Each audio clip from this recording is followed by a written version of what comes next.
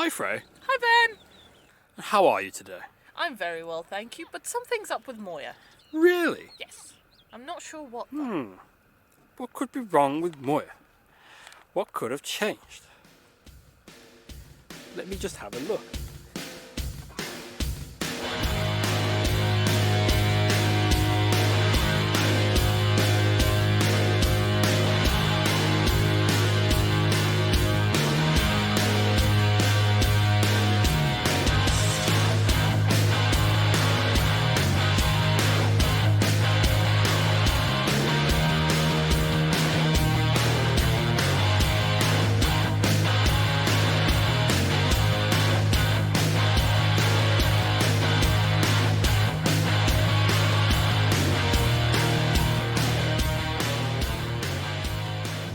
Can you tell what it is yet?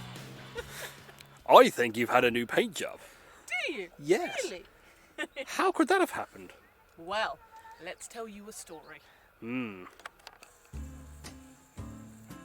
you zooming in on my face? So yes, we got the van painted. What a whole easy process that was. So easy. It's a long story. From us making the decision, yes, we will get the van painted, to all the issues that stem from that decision being resolved, took 4 weeks and probably about £1,500. Yeah. Yeah. Yeah. Let this serve as a cautionary tale to anyone who has similar ideas when visiting Morocco, because it all stems from something that sounds so wonderful. It does. So we got to Morocco, we started looking up things to do, places to go. You found something about the Valley of the Vans, didn't you? So it's my fault. It's all her fault. Excellent. This British guy and his travel blog, and he was just like, after the first week in Morocco I wanted to leave, but then I ended up spending 3 months there and it was wonderful and beautiful. One of the places on his list of things that he absolutely loved was the Valley of the Vans. The Valley of the Vans is a town called Taflout, which is in the middle of the Anti-Atlas Mountains. And this guy said how wonderful this place was. It's a small town, all sorts of van-related businesses. There are people getting their vans painted, people getting solar panels fitted, people getting work done to them. It basically paints a picture of a van haven. So we went. We needed a service done on the van. You're supposed to get a service every 10,000 miles. We were getting to about that stage. So we thought we'd go and find a mechanic and we would inquire about getting the van painted. It turns out the actual Valley of the Vans is just a large car park. We've detailed this in some of the other videos which will be coming out. It's basically just a big open field, dirt field with trees dotted about, and you park wherever you want, and people come and try and sell their wares. Bakers come to you to try and sell you bread. People come offering to cook you dinners, and then in the morning some guys came round from one of the local garages saying that they do mechanical work, electrical work, painting, all the rest of it. So we thought, okay, we'll go see these guys. So we went over there, we asked them for a full service. Yeah. Turns out in Morocco they don't know what a full service is. It's not something they have. We don't think they even have MOTs. If you have a car, you just keep it running. That's the state of some of the vehicles on the road, they can't have anything like that, really. Yeah. So we eventually figured out that no, we just want this mechanical work done. Basically check all the fluids, filters, things like that. Turns out our oil filter needed replacing. Yes. So they did that. And then we did inquire about painting, because we had technically 4 colours. Yeah. Black, green, orange and yellow. And they give you a colour swatch. So we went through, we took a photo of the 3 colours that we wanted. And at first they said it would take 15 days. And we said, well no, that's far too, we were expecting at most a week, I think. Yeah. And we negotiated them down to 12 days. And I think including the mechanical work, it was 8,500 dirham. And they don't just do the paint work, they get rid of bits of rust, they will fill in any dents or scratches that you've got, so that will they repair the bodywork essentially. There were a lot of other campers part there having the same work done, and they seem to do little bits of work every day. We sort of left them to it, and you could see each day work was being done. We went to Marrakesh for a while. We rented a car, got an Airbnb, went out there. So we'd been away from the van for 3 days. Now, when we left the van, she was fine. She was perfectly fine when we left her. And we got a message in the evening of the 3rd day saying that the garage can't start the van. Decided that rather than constantly be worrying about what they're doing to the van, what's happening, we'd just go back. And made our way back to Taff Road. It's like a 7-hour journey. We get back and we spend the night in the van. So you got into the driver's seat and you had the garage guy with you. Yeah. Right? So he turns the key and the engine turns over fine. It's not slowing down, it's not losing any power, it's got none of that, it's fine. The garage guy's convinced that it's the battery. He's like, it's the battery, it's fine, we're calling somebody, they're coming with their car and we're going to jump start it. So then I got you to turn on the lights. Yep. I tested the radio as well. Yep. All of those work, which, by the way, if it's the battery, they wouldn't work. The next day, guy turns up, they try and start the engine. As it's turning over, they're just pumping the accelerator. They eventually give up with that. Their mate turns up in his truck. They take the battery out of his truck, they put it in Moya, try and start the engine. That sounds even worse.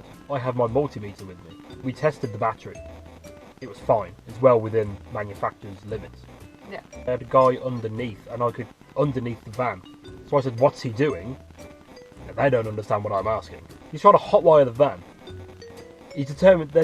God knows what they're thinking, but we still think it's the immobiliser at this point because the immobiliser light hasn't been going off. Long story short, we got the battery changed on the immobiliser. Immobiliser light still doesn't come off. A mechanic is coming. They're getting a mechanic from out of town. He's coming. He will fix it. It won't cost you any more money. He'll fix it. Guy doesn't turn up till late afternoon the next day. Yeah. Just has a look. By this point, they've got a guy in who lives above the garage, who does speak quite a bit of English. He says it's just a little thing, not a big job. He'll be round at 10 o'clock tomorrow to do it. Guy didn't turn up till about 3 o'clock the next day, and then started removing large bits from the front of the van. And the guy doesn't know enough English to tell us what he's doing, so we don't know what's happening. The next day, because we ask at the end of the day as well what's going on, so he's coming again tomorrow with an additional mechanic. He says they want to check the wheels because it's been sat on this uneven dirt ground for over a week now, a week and a half. And they come in and they start to take the wheels off, they're jacking it up, doing all this stuff. Now, in fairness, since Vilnius in Lithuania, we have been hearing a knocking noise under the passenger seat. We've taken it to several garages.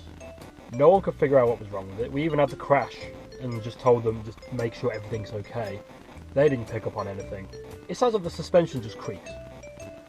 Turns out what it was, I'm probably going to get this wrong. Basically, there's a ball joint on these big metal arms that hold the wheel. That shouldn't be able to really move as much, but now it was on the verge of coming out. One of the other campers who was there waiting for work done on their own van, he had done quite some mechanical work and said that he's never seen that joint in that bad of a state. He was saying if we were driving down a motorway, at some point the wheel would just come off. They spotted that, they swapped that out for proper ones, which cost us €50. They put it all back in and they said, right, start it up. We started it up, good. It now starts dependably. Take it for a test drive. Okay, we would take it just around the town, which is a small town, and they're busy streets. Brought it back, everything seems fine. It starts, it runs, everything's good. Okay, fair enough. The van's now painted, everything's in, the van starts, but the immobiliser light does not go off when we start the engine. So we're worried they've just bypassed it somehow and then it may reactivate itself. Once we get back into Spain, we'll go to a Renault dealership because you have to go to a Renault dealership to get immobilisers sorted. A little while after leaving Taffroots, after just over 2 weeks. But once we finally started getting to smooth, straight roads where we could actually accelerate, we discovered that the van was wobbling. Like, worryingly so. I'm sorry, like what? So the van was doing that. But the steering wheel wasn't wobbling. But the alignment was out. So going in a straight line, the steering wheel was sort of at this angle. So we're driving along, trying to find a garage. The first garage we went to just said they couldn't help us. Yep, which is fair enough. Fair enough. They tried, and they were like, no, this is beyond us. Then we got to... God, I can't remember the name of that town. Where is this at? Say that louder, please. Where is this at? Where is this at? Not spelled like that. It's where the big Atlas movie studios are, isn't it? Yes. We got there, we found a garage. So they realigned the wheels, but he said they needed rebalancing. And they can't do that. Our wheels were too big to get on their machine. So we got them to write that down on a piece of paper in Arabic so we can just take it to someone to give to them. We had to give them 150 dirham. Then said if you go into town you'll find someone who will be able to help you. We found a Renault dealership. They said they can't do it. Told us where to go where they could do it. They did do it. That cost 120 dirham, I think it was. They balanced all 4 wheels out. All 4 wheels were then rebalanced. Yeah. We carried on our way, but the vibrations were still there. That's when it became weird. Sometimes it wouldn't wobble at all. Other times it would wobble between certain speeds. Most times it wouldn't wobble as long as you were holding speed. It was only when you were accelerating. Yeah. The rest of the drive that day was horrible because the van was wobbling so much. The next day was really good because it barely wobbled at all. It just seems arbitrary. You start the engine up and one day it'll wobble, the next time it won't. We get back into Spain. First idea we have, there's a Renault dealer in Gibraltar. They physically could not fit this van in their workshop. They said they have people that they work with for this sort of thing. But you'll have to wait about 3 weeks. That's no good, sorry. There's a Renault dealer just down the road from where we were stopping. You got on the live messenger with them and basically booked us in Chiclana. The town of Chiclana. It's about an hour's drive from Algeciras, which is where we were. This was on the Friday. They booked us in for the Monday morning. We got there before they opened. They came out and said, no, we can't fit this in our workshop. So we got back on the live messenger thing, booked us in Cadiz, 10 o'clock that day. The boss of the place, Jesus, spoke a little bit of English. You took him on a test drive. He drove, but yes. Yes, he drove. Yes. You went with him. He said this will take about 3-4 days to do. Yeah. So we booked a hotel for 4 nights. Firstly, the wobbling. The wobbling was happening because gearbox end of the left axle arm had no bearings in it.